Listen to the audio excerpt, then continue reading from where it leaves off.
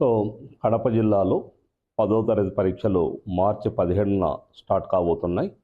దానికి 27,800 మంది విద్యార్థులు పరీక్ష రాయబోతున్నారు. 161 సెంటర్లను ఏర్పాటు చేయడం అనేటువంటి జరిగింది. దానికి సంబంధించినటువంటి చీఫ్ డిపార్ట్మెంట్ ఆఫీసర్ల శిక్షణ కార్యక్రమం శనివారం రోజు పూర్తి కావడం జరిగింది. వాళ్లకు సూచనలు ఇవ్వడం అనేటువంటి జరిగింది. జిల్లా వ్యాప్తంగా ఎటువంటి పరిస్థితుల్లో కూడా పరీక్షా కేంద్రాలలో నిబంధనలకు వ్యతిరేకంగా ఇన్విజిలేటర్లు కానీ చీఫ్ సూపరింటెండెంట్స్ కానీ కాపీయింగ్ను ప్రోత్సహించడం అనేటువంటి జరిగిన బయట నుంచి వాటిని ఎవరైనా ప్రోత్సహించడం జరిగినా కూడా కఠినమైన చర్యలు నిబంధనల మేరకు తీసుకోవడం అనేటువంటి జరుగుతుంది. ఎక్కడ కూడా ఉపేక్షించడం అనేటువంటిది జరగదు. అలాగే త్వరలోనే ఇన్విజిలేటర్లను పరీక్షా కేంద్రాలలో సమస్యాత్మకమైనటువంటి పరీక్షా కేంద్రాలలో సీసీ కెమెరాలను ఏర్పాటు చేయడం, అదనపు పోలీసుల భద్రతను ఏర్పాటు చేయడం అనేటువంటిది జరుగుతుంది. సమస్యాత్మక కేంద్రాల దగ్గర పటిష్టమైనటువంటి భద్రతను పెంచడమే కాకుండా 144 సెక్షన్ అనేటువంటిది ఉంటుంది. జిరాక్స్ సెంటర్లు మూసివేయడం అనేటువంటిది జరుగుతుంది. ఎవరైనా సరే వీటిని ఉల్లంఘించినప్పుడు మాత్రం తప్పనిసరిగా తీవ్రమైన కఠిన శిక్ష గురి కావడం అనేటువంటిది జరుగుతుంది. అయితే ఈ సందర్భంలో విద్యార్థులందరికీ చెప్పేది ఏమిటి అని అంటే, ఇంతవరకు మీరు విద్యా సంవత్సరం ప్రారంభమైనప్పటి నుంచి కూడా మన ప్రభుత్వం రూపొందించినటువంటి వివిధ రకాలైనటువంటి పరీక్షలు రాస్తున్నారు.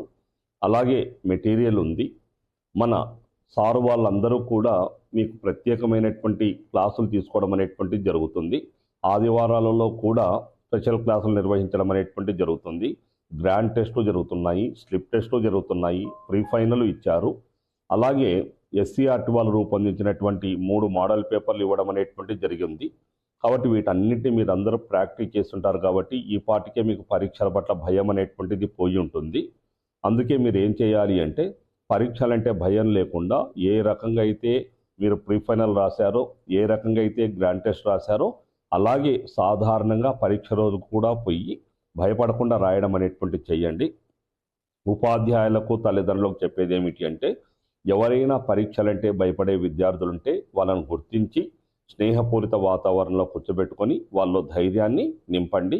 ఈవెన్ పరీక్షా హాల్లో కూడా ఒత్తిడికి లోనైతే వాళ్లకు ధైర్యాన్ని చెప్పి ఒత్తిడిని అధిగమించే ప్రయత్నం చేయండి.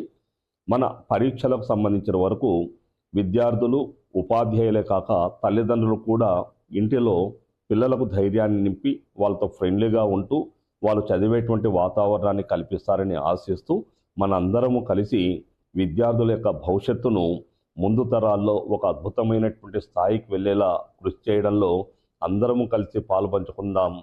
ఈ కార్యక్రమంలో విద్యాశాఖ అందరికంటే ముందు ఉండి అన్ని రకాలుగా సహాయ సహకారాలను ఇవ్వడం అనేటువంటి జరుగుతుంది. ఓకే.